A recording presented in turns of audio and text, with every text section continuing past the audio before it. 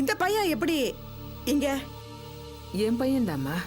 மனோகர், அம்மா உனக்கு முன்னாடியே தெரியுமா? என்னம்மா நீங்க? அவங்க வீட்டுல தான் நான் வேலை செஞ்சுட்டு இருந்தேன். அப்போ நீங்க ஆதித்யாவுக்கு? பாட்டி, ஆதித்யாவோட அம்மா என் பொண்ணுதான். ஓ, உங்க பேரன் தான் அந்த ஆதித்யாவா? ஏமா அப்படி கேக்குற? எங்க அக்காவை அநியாயத்துக்கு டார்ச்சர் பண்ணவன் அந்த புண்ணியமா உங்க பேரன் தான். நல்ல வேலை, எங்க அக்காவுக்கு மனோகர் ஆதித்யா வீட்டுல வேலை செஞ்சது தெரியாது. சாரிம்மா, அவன் கொஞ்சம் பிடிவாதக்காரன் தான். ஆனா மத்தபடி கெட்டவன் இல்ல, நல்லவன் தான். அக்கா, நீ உங்களை சரியா புரிஞ்சுக்கல. இந்த அம்மா என் மேல ரொம்ப பிரியமா இருப்பாங்க. ஆனந்தி, நான் உங்க குடும்பத்துக்கு வேண்டியவளாயிட்டேன். உங்க அம்மா அன்னைக்கு எனக்கு கோவில்ல ஹெல்ப் பண்ணாங்க. உன் தம்பி எங்க வீட்டுல வேலை பார்த்திருக்கான். ஏம்மா, உங்க மூத்த மக அபி எங்க? ஆபீஸுக்கு போயிருக்காம்மா. பாவம் அவளுக்கு நிறைய வேதனைமா. உங்க ஆதித்யா அவளுக்கு கொடுத்த பிரச்சனை ரொம்ப ரொம்ப அதிகம். பூமி பூஜையில ஆளுங்களை விட்டு அடிதடி பண்ணி அது பெரிய பிரச்சனை ஆகி பணம் கொடுத்தவங்க இங்க வந்து சண்டை போட்டு ரொம்ப பிரச்சனை ஆயிடுச்சுமா. பாவம் அபி எல்லாத்தையும் சமாளிக்கிறா. உங்க வேதனை பார்க்கும்போது எனக்கு மனசு ரொம்ப கஷ்டமா இருக்குமா. இங்க வந்த அப்புறம் உங்களையும் உங்க சூழ்நிலையும் பார்க்கும்போது என் மனசு பாரம் அதிகமாகுது. ஆதித்யா பண்ணின தப்புக்கு நான் உங்ககிட்ட மன்னிப்பு கேட்டுக்கிறேம்மா. ஐயோ, என்னம்மா இது பெரிய வார்த்தையெல்லாம் சொல்லிக்கிட்டே. அபி ஆதித்யா ஆபீஸ்ல இருந்து பிரிஞ்சு வந்து முன்னேறது அவருக்கு பிடிக்கல. அவ போற பக்கம் எல்லாம் போய் கஷ்டம் கொடுத்துட்டு இருக்காரு. அதான் நான் மன்னிப்பு கேட்கிறேன்னு சொல்றேனம்மா. சும்மா இருங்கம்மா, பெரியவங்க நீங்க. மன்னிப்பு அது இதுன்னு இல்லம்மா, நீங்க எவ்வளவு கஷ்டத்தை அனுபவிச்சுட்டு இருக்கீங்க. பிள்ளைங்கள் எல்லாம் கஷ்டப்பட்டு வளர்த்து ஆளாக்கி. ஆமா, உங்க புருஷன் யாரு? உங்க அப்பா. அப்பாவா? அது யாரு? இந்த வீட்ல அப்படி யாரும் கிடையாது. எங்க அம்மா மட்டும்தான். என் அப்பன்னு சொல்லி எந்த இனிஷியலையும் நான் போட்டுக்கிறது கூட கிடையாது. ஆனந்தி, என்ன இது? அப்படியெல்லாம் பேசக்கூடாது. வேற எப்படி பேச சொல்ற? எங்க பிறப்புக்கு காரணமா இருந்த அந்த ஆளு ஊருக்குள்ள பெரிய உத்தமன்னு போய் சொல்லவா? வெங்காயம். அந்த ஆளு மூஞ்சி கூட எனக்கும் இவனுக்கும் ஞாபகம் கிடையாது. அந்த ஆளுக்கு என்ன பெரிய மரியாதை? நாங்க வேணான்னு தானே ஒதுக்கி போனா. மனசளவுல அவன் வேணான்னா எப்பவும் ஒதுக்கியாச்சு. உனக்கு இளம் வயசு, அதான் கஷ்டப்போட பேசுற. அவருக்கு எந்த மாதிரி சூழ்நிலையோ என்ன கஷ்டமோ. அந்த ஆளோட சூழ்நிலையை பத்தி நான் ஏன் யோசிக்கணும்? எதுக்கு என்ன நான் சமாதானப்படுத்திக்கணும்? நடு தெருவுல விட்டுட்டு போன மாதிரி எங்க அம்மாவை திக்கு தெரியாம தவிக்க விட்டுட்டு போன பாவி அவன். அந்த ஆள் இருந்தா என்ன, செத்து போனா என்ன? ஆனந்தி, அப்படியெல்லாம் பேசக்கூடாதுன்னு சொல்றேன்ல. அட போமா. எங்களை ஆளாக்குறதுக்கு நீ பட்ட கஷ்டத்தை எல்லாம் நாங்க பக்கத்துல இருந்து பாத்துக்கிட்டு தானே இருந்தோம். அபி அக்கா வாழ்க்கைக்கு நீ பட்ட கஷ்டம், என் கல்யாணம் நின்னதுல நீ அனுபவிச்ச வேதனை, அப்புறம் ஆர்த்தி பண்ண முட்டாள்தனம், எத்தனை வேதனை உனக்கு? எல்லாத்தையும் நீ தானே அனுபவிச்ச. அந்த ஆள் எங்க போனா? நாங்க பொறுக்க காரணமா இருந்ததோட சரி, அதுக்கப்புறம் பொறுப்பு இல்லாம ஓடி போன பொறுக்கிதானே அந்த ஆளு. அந்த ஆளை பத்தி பேச ஆரம்பிச்சா என்னால நிறுத்தவே முடியாது. சரி ஆனந்தி, இத பாருங்க, அந்த ஆளுக்கு மரியாதை கொடுக்கணும்னு எங்க அம்மா முதற்கொண்டு எல்லாருமே எனக்கு அட்வைஸ் பண்ணிட்டு இருக்காங்க. அது எப்படிங்க என்னால முடியும்? மிருகங்க தான், குட்டி பாடு தாய் பாடுன்னு விட்டுட்டு அதுங்க பாட்டுக்கு ஒதுக்கி போயிடும். அந்த ஆள் மனுஷனா இருந்து அப்படி செஞ்சிருக்கான். அப்பங்கிற ஸ்தானத்துல அந்த ஆள் இருந்திருந்தா எங்க அக்காவுக்கு 4 இடத்துல நல்ல மாப்பிளைய தேடி ஏதாவது நல்ல மனுஷனை பார்த்து கட்டி கொடுத்துருப்பான். அந்த ஆள் இருந்து எங்களுக்கு வழி காட்டல, பிரியம் காட்டல. நாங்களே அடிபட்டோம், மிதிப்பட்டோம், சிரமப்பட்டு இப்போ சுயமா யோசிக்கிற அளவுக்கு வந்திருக்கோம். நான் வளர வளர என் சிந்தனை தெளிவாக ஆக அந்த ஆள் மேல என் கோபம் கூடிக்கிட்டே தான் இருக்கு.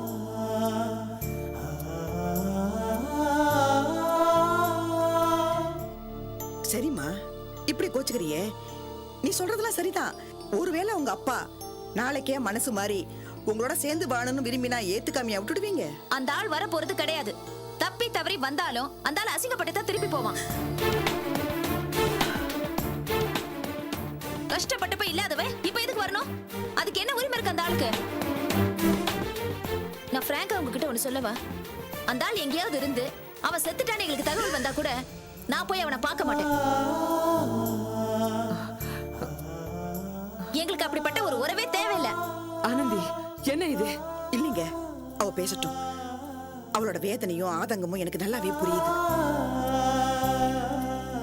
தயவு செஞ்சு எதுவும் மனசுல வச்சுக்காதீங்கம்மா. சே சே, உங்களை பார்த்தா ஒரு மூணாம் மனுஷிய பார்த்த மாதிரியே இல்ல, நெருங்கிய சொந்தத்தை பாக்குற மாதிரி இருக்கு. அதனாலதான் இவளும் கொஞ்சம் உரிமை எடுத்து பேசிட்டா. தப்பா எடுத்துக்காதுங்கம்மா. சேச்சே, நான் தான் உங்ககிட்ட மன்னிப்பு கேட்கணும். ஏதோ சாதாரணமா எதையோ கேட்க போய் உங்க குடும்பத்து பழைய கதையெல்லாம் கலர்ன மாதிரி ஆயிடுச்சு. சாரிம்மா. ஐயோ, என்னம்மா இது? அப்போ நான் கிளம்புறேன். அம்மா, மனோகர் சின்ன பையன், விவரம் இல்லாம ஏதாவது தப்பு பண்ணிருந்தா மன்னிச்சிடுங்க. சேச்சே, அவன் எந்த தப்புமே பண்ணல. மனோகர், உனக்கு வேற ஒரு நல்ல இடத்துல நான் வேலைக்கு ஏற்பாடு பண்றேன். முதலாளி புள்ள மாதிரி பாத்துக்கிறாரு, ரொம்ப பாசமா இருக்காருன்னு சொன்னா வேண்டாம், அங்கேயே இருக்கட்டுமே.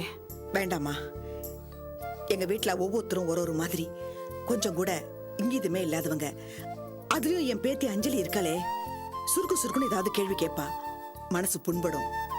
மனோகர், உனக்கு வேற ஒரு நல்ல இடத்துல நான் உனக்கு வேலைக்கு ஏற்பாடு பண்ணி தரேன். அப்ப நான் வரட்டுமா? மனோ, அம்மா விட்டுட்டு வா. வேண்டாம், ஆட்டோ இருக்கும், நான் பிடிச்சு போய்க்கிறேன். அட வாங்க பாட்டிமா போலாம். ஏய், என்னடா பாட்டுக்கிட்டு மரியாதை வேணா? வேண்டாம், நீ என்ன பாட்டினே கூப்பிடு. நீ எனக்கு பேர மாதிரி தான்ப்பா. சாரிங்க, நான் வாய் இல்லப்பா, நீ கூப்பிட்டு சரிதான். நான் உனக்கு பாட்டி மாதிரி தான். உங்க அம்மா எனக்கு மக மாதிரி தான். நான் கிளம்புறேன், வரேன். அம்மா, நான் உங்களை அனுப்பி வச்சுட்டு வந்துடுறேன்.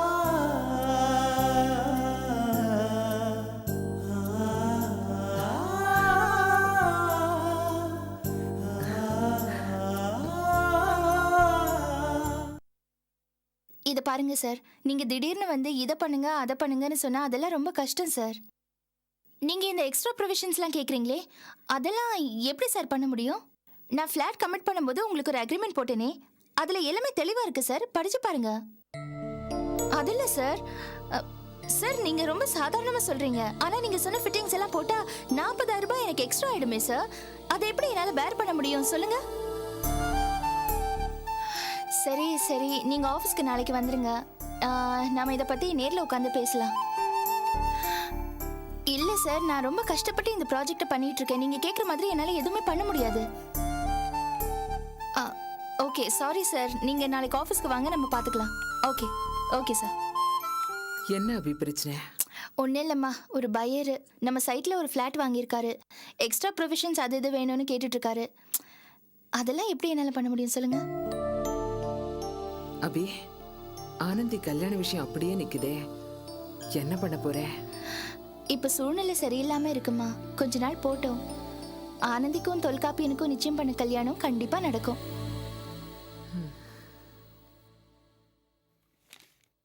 ஏக்கா, காலையிலேருந்து மாவனை காணான்ட்டு இருந்தியே, மைனர் வர எங்கேயோ வெளியில் சுற்றிட்டு வர்றான். என்ன மனோ, எங்கே போயிட்டு வர? ஒன்றும் இல்லைக்கா, நான் வேலை விஷயமா வெளியே போயிருந்தேன். அப்புறம் இந்த பாண்டி பஜார் பக்கம் நம்ம சித்தப்பாவை பார்த்தேங்க்கா. இதனோட ஆச்சரியம் இருக்கு, உங்கள் சித்தப்பா என்ன பாண்டி பஜாரில் எவ்வளோட நடு ரோட்டில் ஆடிட்டா இருந்தாரு. மாமா, லூஸ் மாதிரி பேசாத, வாயை மூடிட்டுரு. இல்லை, பஜார்னா 4 பேர் வரத்தான் செய்வாங்க. இது உங்கள் சித்தப்பனும் வந்திருக்கான். மாமா, சித்தப்பா மட்டும் வந்திருந்தா அது ஒரு பெரிய விஷயம் இல்லை. அக்கா, கூட அந்த சிங்கப்பூர் மாப்பிள்ள அவங்க அப்பாலாம் வந்திருந்தாங்க. சிங்கப்பூர் சம்பந்தியா? டேய், என்னடா சொல்ற? அவங்கெல்லாம் இன்னுமா கூட இருக்காங்க? ஆமாக்கா, நகை கடையில் ஏதோ பர்ச்சேஸ் பண்ண மாதிரி இருந்தது. 2-3 பேக்லாம் வச்சிருந்தாங்க.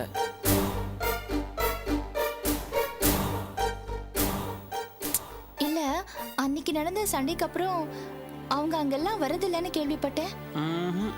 அவங்களெல்லாம் பார்த்தா ஒன்றும் வித்தியாசமா தெரியலக்கா, நல்லா சிரிச்சு பேசி சந்தோஷமா தான் இருந்தாங்க. மனு, நீ நல்லா பாத்தியா?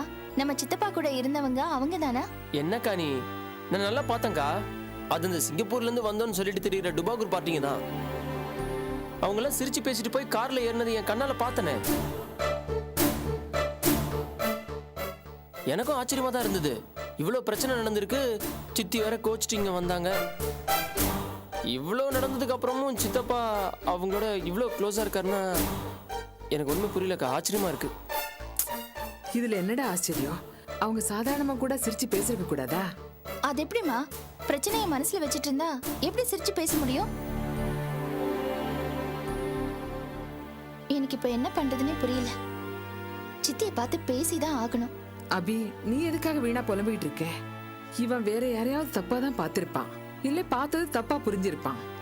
இதை வச்சுக்கிட்டு நீ உன் சித்தப்பா கிட்ட ஏதாவது சொல்லி குழப்பம் ஆயிட போதுமா.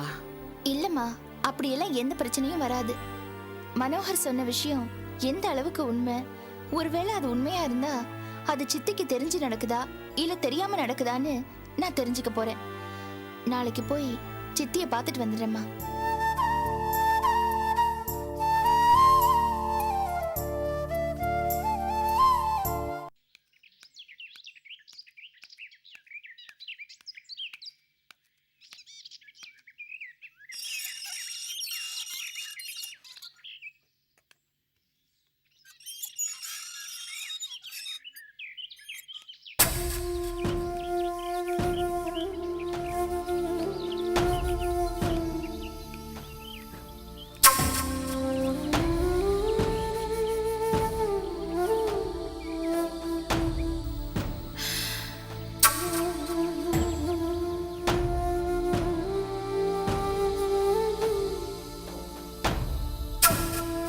சித்தி,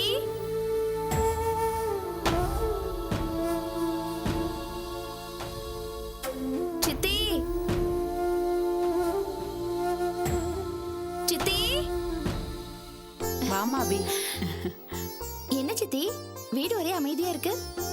வீட்ல சத்தம் போடுறதே மெயினா உங்க சித்தப்பா. அவரு வெளியில போயிருக்காரு. சதீஷும் சுமதியும் கூட வீட்ல இல்ல. அதான் வீடு அமைதியா இருக்கு.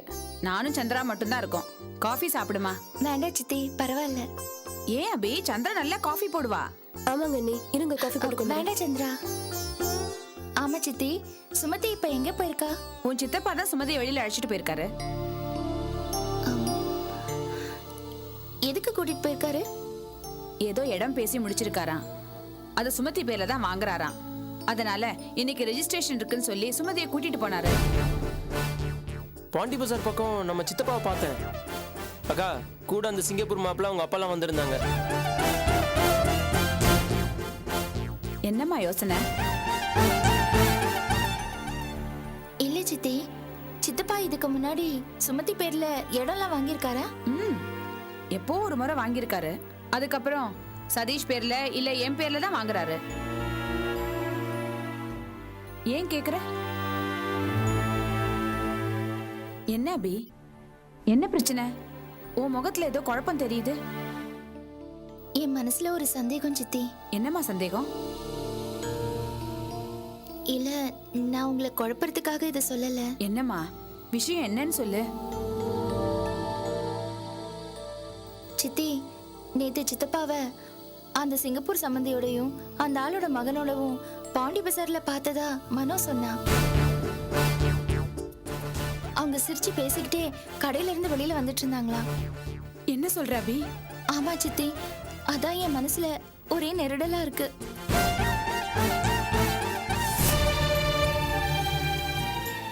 இவ்ளோ பிரச்சனைக்கு அப்புறமும் அவங்க கூட ஏன் இவர் இப்படி சிரிச்சு பேசிட்டு இருக்காரு?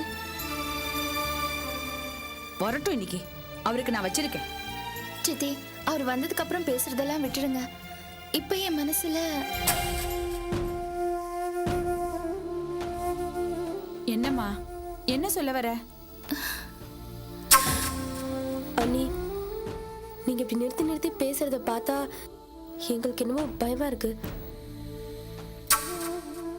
எதுவா இருந்தாலும் வெளிப்படையா சொல்லுங்க. சித்தி, சித்தப்பா சுமதிய லேண்ட் ரெஜிஸ்ட்ரேஷனுக்காக கூட்டிட்டு போயிருக்கிற மாதிரி எனக்கு தெரியல. என்ன சொல்ற? ஆமா சித்தி, நான் என்ன நினைக்கிறேன் தெரியுமா? உங்களுக்கு தெரியாம சித்தப்பா ஏதோ சில ஏற்பாடுகளை பண்றாருன்னு நினைக்கிறேன். ஏற்பாடுனா எந்த மாதிரி ஏற்பாடு? என் மனசுல என்ன படுதுன்னா, அநேகமா அது சுமதியோட கல்யாண ஏற்பாடா இருக்கலான்னு. அபி, என்ன சொல்றமா? சித்தி, என்னோட உள் மனசு சொல்லுது சித்தி.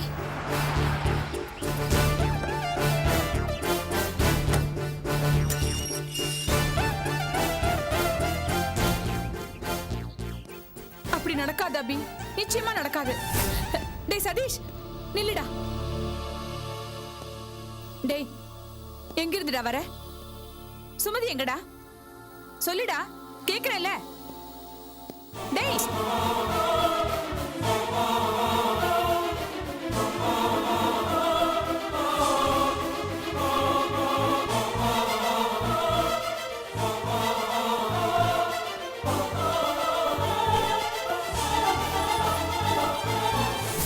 நில்லுடா. என்ன என்ன நீ பாட்டுக்கு வந்த? பெட்டி எடுத்துட்டு கிளம்புற? என்னடா எனக்கு வெளியில அர்த்தம்? வேலை இருக்குமா, நான் போயிட்டு இருக்கேன். தங்கச்சி உங்க அப்பா எங்கடா? எனக்கு தெரியாது. என்னது தெரியாதா? உனக்கு தெரியாம எப்படிடா? அதான் தெரியாதுன்னு சொல்லிட்டேன்ல. ஏண்டா காலையில 3 பேரும் ஒண்ணா தானே கிளம்பி போனீங்க? இடம் ரெஜிஸ்டர் பண்றதுக்குன்னு உங்க அப்பா சொன்னாரு. இப்ப கேட்டா நம்ம தெரியாதுன்னு சொல்ற? அம்மா, ஒரு தடவை தெரியாதுன்னு சொல்லிட்டா தெரியாது. மறுபடியும் கேட்டுட்டு இருந்தா என்ன அர்த்தம்? டேய், மரியாதையா பதில் சொல்லுடா. என்னடா திமிரா பேசுற நீ? டேய், பதில் சொல்லிட்டு போடா. திமிரா பண்ற? எங்கடா என் பொண்ணு? சொல்லுடா, கேட்டுட்டு இருக்கேன்ல. ஏன் உங்களுக்கு அவசியம் தெரிஞ்சவனுமா இப்போ? என் தங்கச்சி சுமதிக்கு இன்னைக்கு கல்யாணம். ஃப்ராட் மாப்பிள்ளன்னு சொன்னீங்களே, சிங்கப்பூர் மாப்பிள்ள, அவருக்கும் அவளுக்கு தான் இன்னைக்கு கல்யாணம். முடிஞ்சா வந்து ஆசீர்வாதம் பண்ணுங்க. அட பாவி, நான் இல்லாம என் பொண்ணுக்கு கல்யாணத்தை பண்றீங்க? எங்கடா அவ? சொல்லுடா. பின்ன எங்க அப்பா இல்லாம எனக்கு கல்யாணம் பண்ணீங்கல்ல, அதே மாதிரி தான் இதுவும். போமா உள்ள.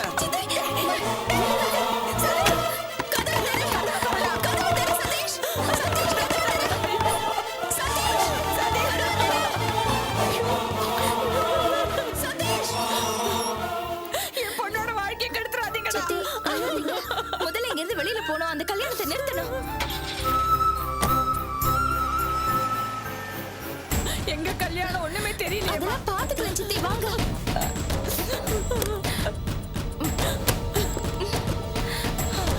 வாங்க.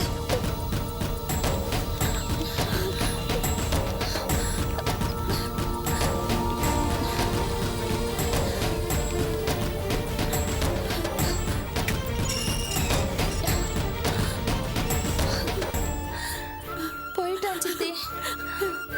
அபி, இப்ப எங்க போய்மா தேடுறது? கவலைப்படாதீங்க சித்தி, எப்படியாவது நம்ம கண்டுபிடிச்சிடலாம். சரி சந்திரா, நீ உள்ள போய் பத்திரமா இரு, நாங்க போயிட்டு வந்துடுறோம். ஆ? வா.